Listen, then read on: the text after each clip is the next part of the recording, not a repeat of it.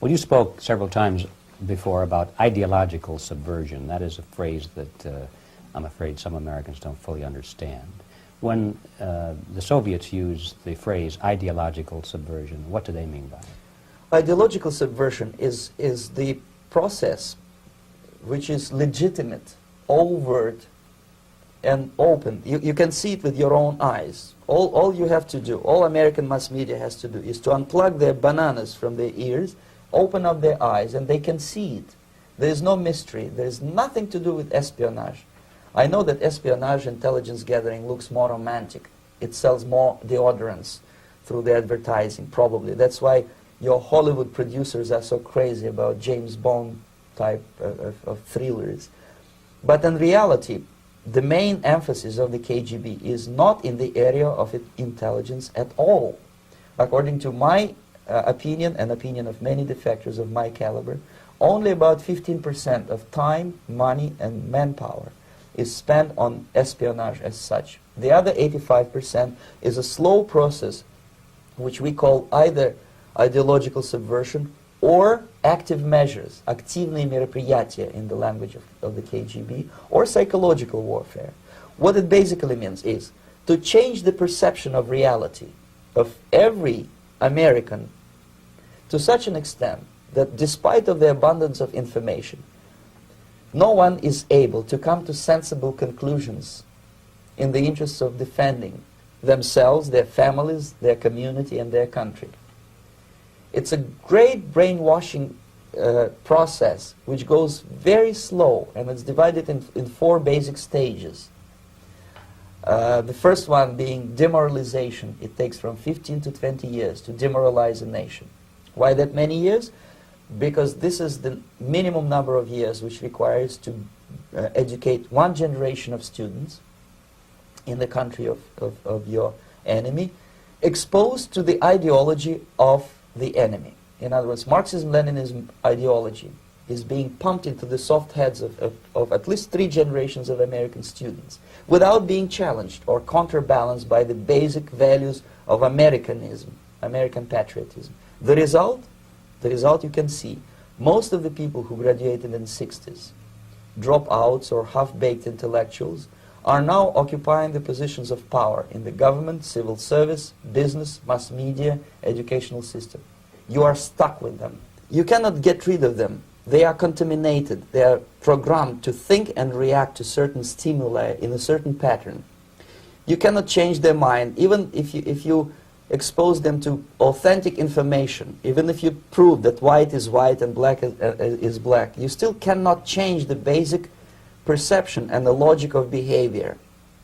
In other words, these people, the process of demoralization is complete and irreversible. To get rid society of these people, you need another 20 or 15 years to educate a new generation of patriotically minded and common sense people who would be acting in favor and in the interests of the United States society. And yet these people who've been programmed and, as you say, in place, and Yes. who are favorable to an opening with the Soviet concept, these are the very people who would be marked for extermination in this country? Most of them, yes.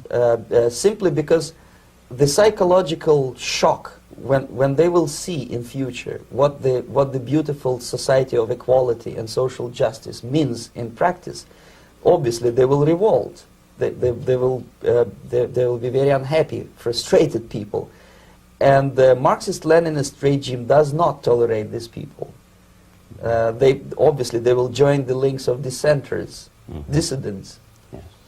Unlike in present United States, there will be no place for dissent in future Marxist-Leninist America. Here you can get popular like Daniel Ellsberg and filthy rich like Jane Fonda for being dissident, for criticizing your Pentagon. In future, these people will be simply squashed like cockroaches.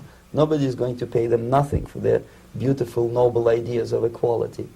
This they don't understand, and it will be the greatest shock for them, of course.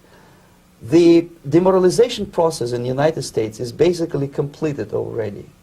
For the last 25 years, Actually, it's overfulfilled, because demoralization now reaches such areas where previously not even Comrade Andropov and all his experts would even dream of such a tremendous success. Most of it is done by Americans to Americans, thanks to lack of moral standards. As I mentioned before, exposure to true information does not matter anymore. A person who was demoralized is unable to assess true information. The facts tell nothing to him.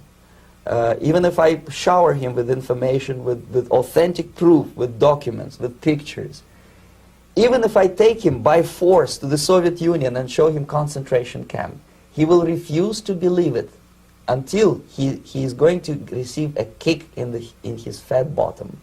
When a military boot crashes then he will understand, but not before that. That's the tragic of the situation of demoralization. So basically America is stuck with demoralization, and unless, even if you start right now, here, this minute, you start educating new generation of Americans, it will still take you 15 to 20 years to turn the tide of ideological perception of reality back to normalcy and patriotism. The next stage is destabilization. This time, subverter does not care about your ideas and the patterns of your consumption. Whether you eat junk food and get fat and flabby, it doesn't matter anymore. This time, and it takes only from 2 to 5 years to destabilize a nation, what matters is essentials: economy, foreign relations, defense systems.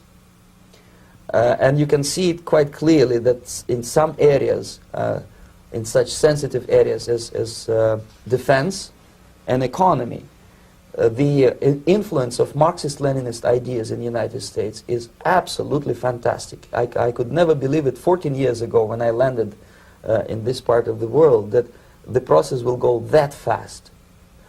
The next stage, of course, is crisis. It may take only up to 6 weeks to bring a country to the verge of crisis. You can see it in Central America now. And after crisis, with a violent change of power, structure, and economy, you have so-called the period of normalization. It may last indefinitely. Normalization is a cynical expression borrowed from Soviet propaganda. When the Soviet tanks moved into Czechoslovakia in '68, Comrade Brezhnev said, "Now the situation in brotherly Czechoslovakia is normalized." This is what will happen in the United States if you allow all these schmucks to bring the country to crisis, to promise people all kind of goodies and the paradise on earth, to destabilize your economy, to eliminate the principle of free market competition, and to put a big brother government in Washington, D.C., with benevolent dictators like Walter Mondale, who will promise lots of things, never mind whether the promises are fulfillable or not. He will go to Moscow to kiss the bottoms of new generation of Soviet assassins. Never mind. He will create false illusions that the situation is under control. Situation is not under control. Situation is disgustingly out of control. Most of the American politicians, media, and educational system trains another generation of people who think they are living at a peacetime. False. The United States is in a state of war, undeclared total war against the basic principles and the foundations of this system. And the initiator of this war is not Comrade Andropov, of course. It's the system. However ridiculous it may sound, the world communist system, or the world communist conspiracy, whether I scare some people or not, I don't give a hoot. If you are not scared by now, nothing can scare you. But you don't have to be paranoid about it. What actually happens now, that unlike myself, you have literally several years to live on unless the United States wake up. The time bomb is ticking. With every second, the disaster is coming closer and closer. Unlike myself, you will have nowhere to defect to, unless you want to live in Antarctica with penguins. This is it. This is the last country of freedom and possibility. Okay, so what do we do? What is your recommendation to the American people? Well, the immediate thing that comes to my mind is, of course, There must be a very strong national effort to educate people in the spirit of real patriotism, number one. Number two, to explain them the real danger of socialist, communist, whatever, welfare state, big brother government. If people will fail to grasp the impending danger of that development, nothing ever can help United States. You may kiss goodbye to your freedom, including freedoms to homosexuals, to prison inmate. All this freedom will vanish, evaporate in 5 seconds, including your precious lives. The second thing, the moment at least part of the United States population is convinced that the danger is real, they have to force their government. And I'm not talking about sending letters, signing petitions, and all this beautiful, noble activity. I'm talking about forcing United States government to stop aiding communism. Because there is no other problem more burning and urgent than to stop the Soviet military-industrial complex from destroying whatever is left of the free world. And it is very easy to do. No credits, no technology, no money, no political or diplomatic recognition, and of course no such idiocy as grain deals to USSR. The Soviet people, 270 millions of Soviets, will be eternally thankful to you if you stop aiding a bunch of murderers who sit now in Kremlin and whom President Reagan respectfully calls government. They do not govern anything, least of all such complexity as the Soviet economy.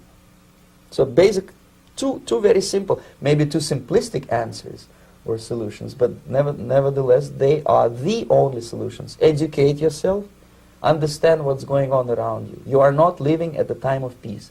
You are in a state of war, and you have precious little time to save yourself. You don't have much time, especially if you are talking about young generation. There's not much time left for convulsions to the beautiful disco music. Very soon it will go, just overnight. If we are talking about capitalists or wealthy businessmen, I think they are selling the rope on which they will hang very soon. If they don't stop, if they cannot curb their unsettled desire for profit, and if they keep on trading with the monster of the Soviet communism, they are going to hang very soon. And they will pray to be killed, but unfortunately they will be sent to Alaska probably to manage industry of slaves. It's simplistic. I know it sounds unpleasant. I know Americans don't like to listen to things which are unpleasant. But I have defected not to tell you the stories about such idiocy as microfilm, James Bond type espionage. This is garbage. You don't need any espionage anymore. I have come to talk about survival. It's a question of survival of this system. You may ask me, what is it in for me? Survival, obviously, because unlike, as I said, I am now in your boat. If we sing together, we'll sing beautifully together. There is no other place on this planet to defect to.